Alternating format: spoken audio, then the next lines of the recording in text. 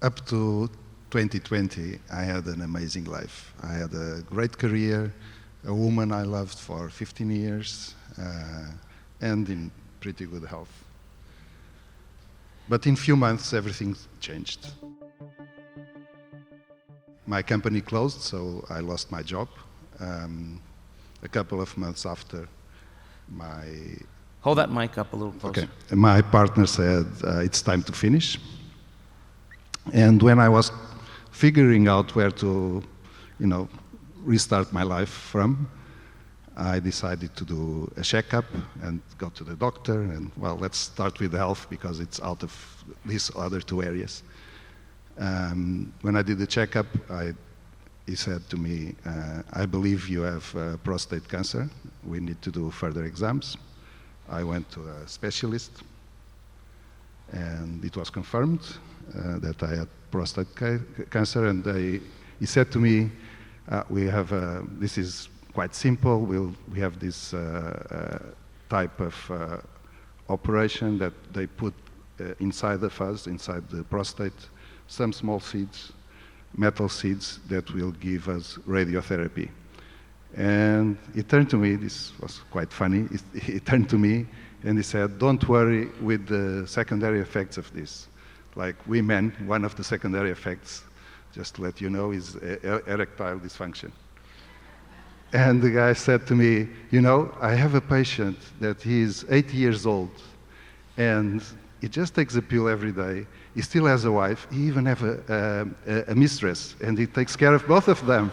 I said, I'm here in doubt, fear. I don't know what's going to happen to me, and this guy is talking to me about the mistress of the other guy.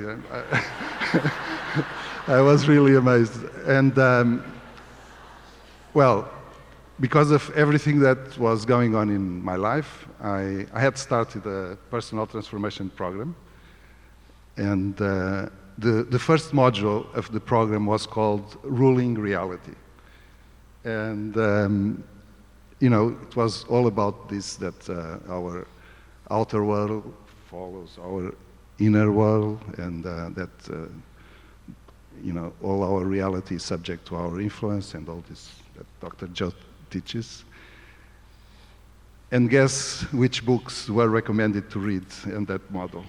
So all the Dr. Joe's books, I was very interested about that module. It was something completely new for me, and I just bought the books, I was reading, I went through all the extra material, and I decided to go to another doctor because we have a research center for cancer in Lisbon that is one of the best in the world. So I said, I'll go there. I hope the doctor doesn't tell me those funny stories. So I went to the doctor. He said to me exactly the same thing, that the operation he wanted to do on me. But I was ready to speak with him. So I told him, I don't want to do anything. And the guy just kept quiet for a few seconds, and he looked at me, and he said, well, if this is a real bad one, you are done. But anyway, with the treatments we can give you, we could make you some months or years of life, but you would be done anyway.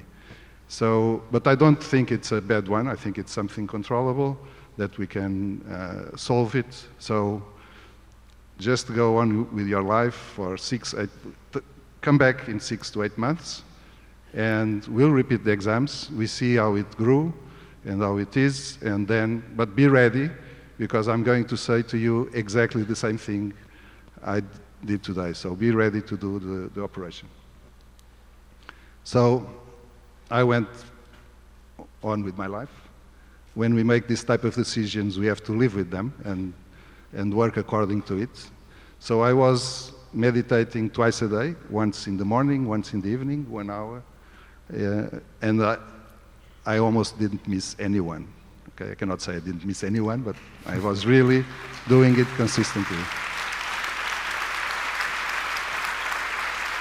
But as Dr. Joe has just mentioned, that's not enough, because if we do the meditation and if we open our eyes and we go to the same thoughts and the same emotions during the other 8 hours of the day, it will go back to the same point. So we have to watch out our beliefs. I had to work on my beliefs, on our, watch out my thoughts. Not everything is pretty and pink, and along that time I felt very alone because I didn't know about all this community yet. I never came to a retreat before. And I was really doing the work on my own. Some days we have fear. Is this working? Is not working? I was trying to feel, but I just kept on doing it. So the funny part is 8 months, I extended to the maximum time. So I went there 8 months after he spoke with me. I repeated the exams. But the interesting part is, by the time I went there, I was happy with my life. I already made my mind that whatever the doctor tells me, I'm going to do it because I have done the work, and if nothing changed, it's because the universe still wants me to go through a new process somewhere with that hospital. So I was really ready, I was happy with my life, and I didn't care what could happen after. The funny part was, so I sat again, the same doctor in front of him. He opened the results. He started looking at it. He kept quiet for some seconds. I was quite anxious. He said, what's going to happen to me at that moment? And he was like blank, saying to me, I don't know what you've been doing, but continue doing it because your results are completely normal.